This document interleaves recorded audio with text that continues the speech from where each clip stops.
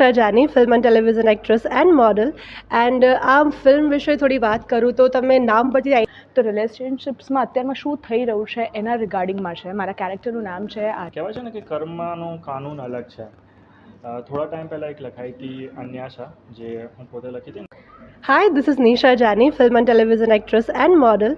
And આ film વિશે થોડી વાત કરું તો તમે નામ પરથી આઈડિયા આવશે કે મોડર્ન ડેઝ બ્રોકન હાર્ટ, એટલે કે આજનો જે જમાનો છે આપણો, જે જનઝી છે, સિચ્યુએશનશિપ છે, ગોસ્ટિંગ છે, એ બધું આની અંદર અમે લોકોએ બતાવ્યું છે. મારું કેરેક્ટર છે આની અંદર આર્ચી કરીને, આર્ચી અને શેલ બંનેની એક સ્ટોરી છે જબરદસ્ત વાળી. એ હું ડિટેલમાં તો તમને નહીં કહું, એના માટે મૂવી જોવું પડશે. બહુ જ અમેઝિંગ છે. જેનઝી છે પ્રોપર, તો તમારે જોવું જ જોઈએ definitely. Thank you so much. આજની જનરેશનમાં બહુ જ બ્રેકઅપ્સ થાય છે, કોઈ સમજતું નથી, તો એ ઘણી બધી ડિટેલ્સ વાત અમે આની અંદર કહેલી છે, તો એ સમજવું બહુ જ ઇમ્પોર્ટન્ટ છે. તો એના માટે તમારે આ મૂવી જોવી પડશે. Thank you.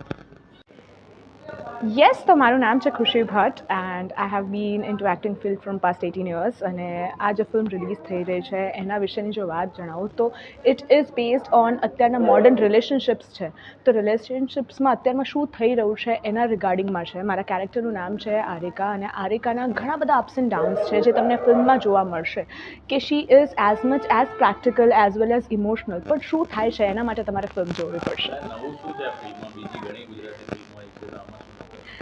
ઘણી બધી ગુજરાતી ફિલ્મો આવે છે, પણ મોડર્ન રિલેશનશિપ્સ આપણે હંમેશા એ વસ્તુ જોતા હોઈએ છીએ કે રિલેશનશિપ્સ ઇમ્પોર્ટન્ટ છે, પણ એમાં પણ અત્યારની સિચ્યુએશન જો આપણે જોઈએ તો ઘણી બધી સિચ્યુએશન ડિફરન્શિએટ થતી હોય છે અને એ જ સિચ્યુએશનને લઈને આ ફિલ્મ આવી રહી છે, જે તમને એકચ્યુઅલમાં સિચ્યુએશન શું છે એ તમને બતાડશે.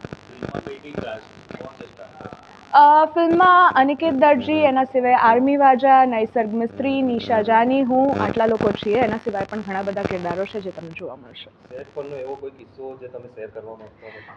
સેટ પરના કિસ્સાની વાત કરીએ તો એવા ઘણા બધા કિસ્સા છે જે અમને લોકોને યાદ છે. કે બેઝિકલી અગર જો મારીને આર્મીની વાત કરીએ કે મારીને નૈસર્ગની વાત કરીએ તો વી હેવ બીન ફ્રેન્ડ્સ અને હું ને નૈસર્ગ ઓલમોસ્ટ 11 યર્સથી ફ્રેન્ડ્સ છીએ. સો એ વસ્તુની હોય કે અમારા લોકોને હંમેશા જે મસ્તી મજાક હોય છે એ ચાલતો જ રહે છે કે ભાઈ દરવાજો ખોલે ને હું પડી જાઉં, ને આ બધા બહુ જ બધા મસ્ત મજાના કિસ્સા છે જે અમને હંમેશા યાદ રહેશે. બસ એ જ વસ્તુ કહીશ કે જેટલું બને એટલી ગુજરાતી ફિલ્મો તમે વધારે જુઓ અને તમે અમને જણાવજો કે તમને શું લાગે છે. તમારા જેટલા પણ ઓપિનિયન છે અમારા માટે બહુ જ મેટર કરે છે, તો તમે જણાવજો and we wood love to here it from you. Thank you so much.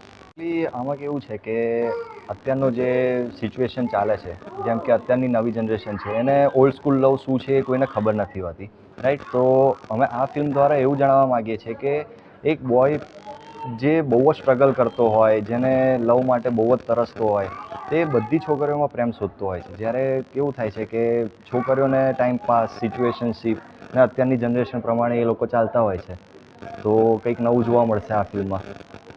Message આપવા માંગતો યંગસ્ટરને એટલો જ મેસેજ આપવા માગીશ કે કંઈ બી સિચ્યુએશન હોય, તમે પહેલાં તમારા ફેમિલીનું જુઓ, ત્યાર પછી તમારું કરિયર હેન્ડલ કરો અને ત્યાર પછી લવ છે એ થવો જોઈએ. ના નહીં પણ એટલા બધા બી ઇન્વોલ્વ ના થાઓ કે જેના લીધે તમારી લાઈફ સ્પોઇલ થાય અને જેની લીધે તમારું આખું ફેમિલી સફર કરે, રાઈટ.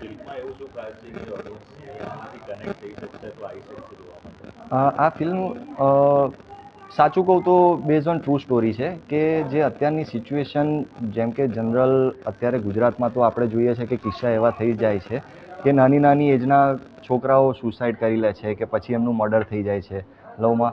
તો તમને એ બધું રિયલિસ્ટિક જોવા મળશે આમાં. નમસ્કાર, મારું નામ છે આર્મી વાજા અને અત્યારે આપણે આવે છે એક પ્રીમિયરમાં મોડર્ન ડે બ્રોકન હાર્ટ્સ. આ મૂવી જેનઝીને હોય કે પછી મિલેનિયલ્સ હોય, બધાને બહુ જ ટાર્ગેટ કરે છે, બધાને સાથે કનેક્ટ કરે છે, બિકોઝ રિલેટેબલ કોન્ટેન્ટ બનાવવામાં આવે છે આમાં.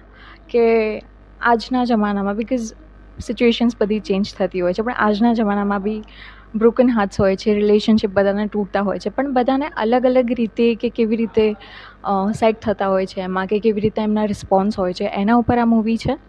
અને બહુ જ સરસ આનું શૂટ રહ્યું છે. આઈ વુડ વોન્ટ કે તમે બધા આ મૂવી જોવા આવો. Thank you. જશમીત કુમાર અને હું ગુજરાતી ફિલ્મ ઇન્ડસ્ટ્રીમાં એઝ અ રાઇટર ડિરેક્ટર કામ કરું છું. કહેવાય છે ને કે કર્મનો કાનૂન અલગ છે. થોડા ટાઈમ પહેલાં એક લખાઈ હતી અન્યાશા, જે હું પોતે લખી હતી, અને ઘણા વાર શૂટ કર્યા પછી બી આનું કોઈ રિઝલ્ટ નહોતું આવતું, એક કોઈને કોઈ કારણસર એ અટકી જતું હતું. અને એવા ટાઈમે મારો સાથ આપ્યો તો મારા મિત્ર શૈલેષભાઈએ, અને એ કન્ટેન્ટ બહાર આવ્યા પછી કહેવાય છે ને કે દોસ્તી નિભાવવા માટે અમે એક એમનો જૂનો કન્ટેન્ટ લીધો, જે પડ્યો છે એ એમનું સપનું પૂરું અમે કર્યું. અને બસ આવી રીતે જ મળીને અમે આગળ બી કામ કરતા રહેવી ઈચ્છા છે. શૂટિંગ ક્યાં ક્યાં થયું છે? આનું શૂટિંગ મોસ્ટલી અમે અમદાવાદમાં જ કર્યું છે. લગભગ 12 થી 13 લોકેશન્સ છે, જેની અંદર મોટી મોટી બ્રાન્ડ લોકોએ અમને સપોર્ટ કર્યું છે. ગોડફાધર છે, યુએસ પિઝા છે, પાપા લૂઈસ છે, અને ઘણી બધી બીજી બ્રાન્ડ્સ છે જે લોકો અમને પર્સનલી સપોર્ટ કરી હતી. અમને દર્શકોને ક્યારે લોકેશન જોવા મળશે?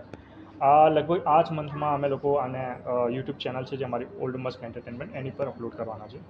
અમે આજે પ્રીમિયર કરી રહ્યા છીએ અમને ફર્સ્ટ એપિસોડનું. અમે એનું સ્ટાર્ટઅપ બતાવી રહ્યા છીએ, અને એનો સેકન્ડ પાર્ટ અમે બહુ જલ્દી રિલીઝ કરવાના છીએ.